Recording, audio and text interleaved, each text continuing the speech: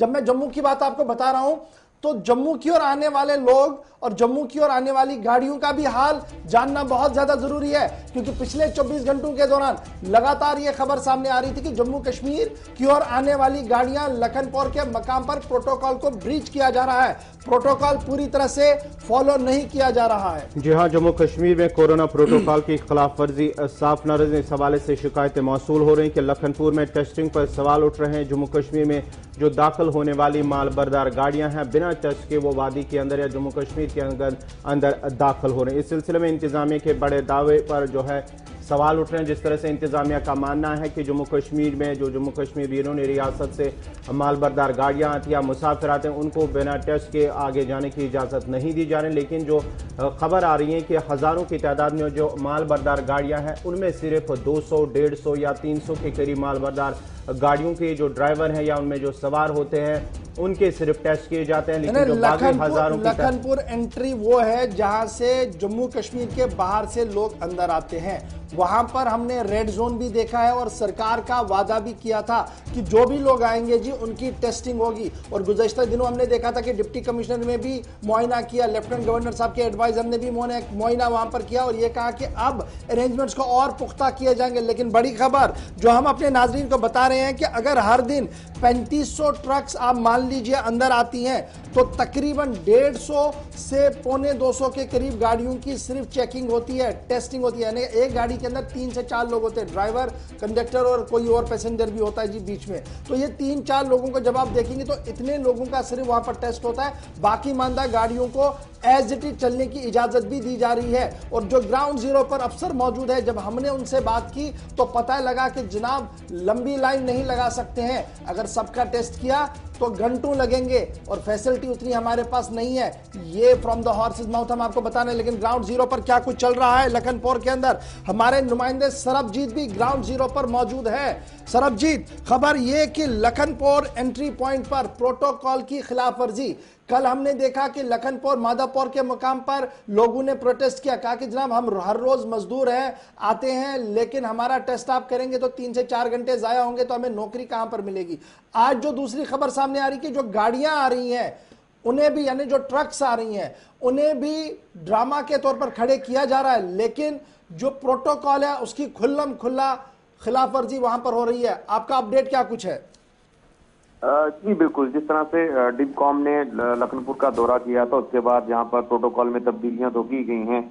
LMB travellers जो हैं कठुआ, पुंछ, रजौरी, डोडा, किश्तवाड़, रामबन के इनकी टेस्टिंग जो है वो लखनपुर में की जा रही है। इसके अलावा जो माता वैष्णो देवी जी की यात्री आ रहे हैं उनकी भी टेस्टिंग लखनपुर में की जा रही है।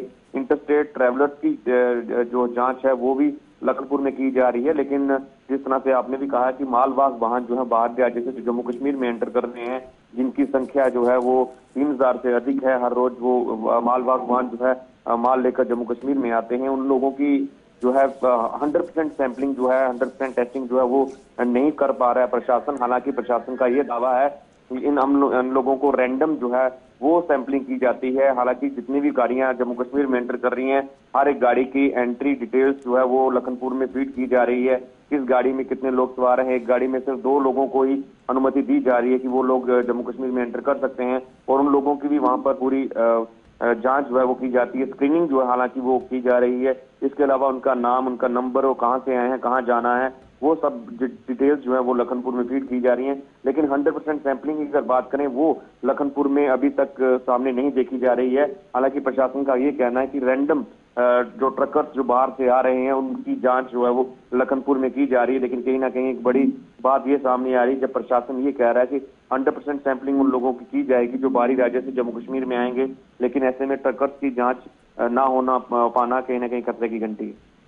सरबजीत, ये बताइए, जो आप कह रहे हैं कि जनाब इतनी बड़ी एंट्रियां वहां पर की जा रही, तो वह एंट्री किस बात की हो रही है? जब टेस्टिंग नहीं हो रही है तो क्या ये खानापुरी के लिए ये बताया जा रहा है कि जनाब इतने लोग आए, और जब हम इस चीज को और एक्सपेंड करके देखें तो फिर स्टेट एक्सचेंजर से भी कहीं ना कहीं पैसा तो निकलता होगा, क्योंकि जब वो यहां पर दिखाएंगे कि इतने लोग आए तो उनमें से 50% को तो वो दिखाएंगे देंगे कि इतनी की टेस्टिंग भी हुई है। अगर उस पॉइंट ऑफ व्यू से देखें तो ये तो बड़ी खबर है, एक बड़ा घोटाला भी है फिर सामने।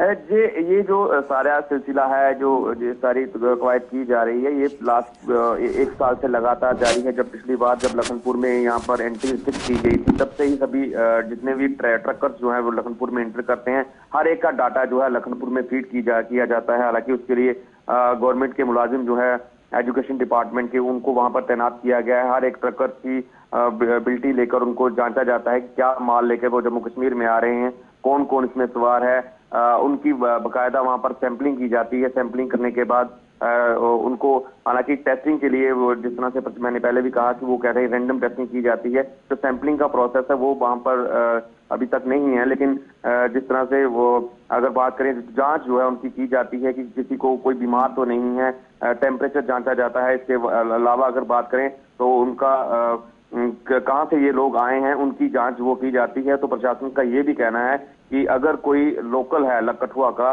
तो उसकी जांच जो है लखनपुर में की जाती है। इसके अलावा अगर कोई सांबा जाने वाली गाड़ी है या जम्मू जाने वाली गाड़ी है, उन लोगों की जो डिटेल्स है ये अगली डिस्ट्रिक्ट को हम लोग पहले से ही पहुंचा देते हैं, क्योंकि कंप्यूटराइज वहां पर डाटा फीड किया जाता है। हो सकता है कि आने वाले समय में जिस तरह से गंतव्य अगर कोई गाड़ी जो जम्मू जाना चाहती है, जहाँ श्रीनगर जाना चाहती है, तो हो सकता है उन डिटेल्स जो है पहले ही उन डिस्ट्रिक्ट को फॉरवर्ड कर दी जाए कि इतने लोग बाहरी राज्य से जम्मू कश्मीर में आ रहे हैं, तो इनकी जांच जो है शायद उन जिलों में हो पाए।